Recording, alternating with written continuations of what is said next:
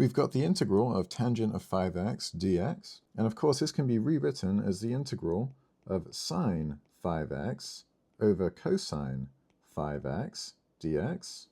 And since we've rewritten this as sine over cosine, now this opens the door for a u-sub, so we can let u equal cosine 5x, and of course the derivative of u in this case is negative 5 sine 5x dx.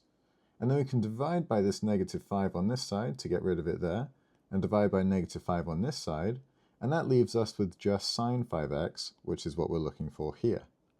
And so now we can rewrite this integral as negative 1/5 times the integral of 1 over u du. Performing this integration, we then get negative 1/5 times the natural log of the absolute value of u, and since there are no bounds here, or no limits, we have to add a constant. And then finally, resubstituting in our u value gives us negative 1/5 times natural log of the absolute value of cosine 5x plus a constant. And this is our final solution.